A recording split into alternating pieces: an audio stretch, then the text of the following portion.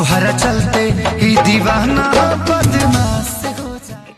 भोजपुरी के hit machine कहे जाने वाले यानी कि खेसारी लाल यादव जी की टॉप हीरोइन यानी कि यामिनी सिंह फिर एक और रील्स वीडियो बनाई है। आइए इस रील्स वीडियो के बारे में आप सभी दोस्तों को हम बताते हैं।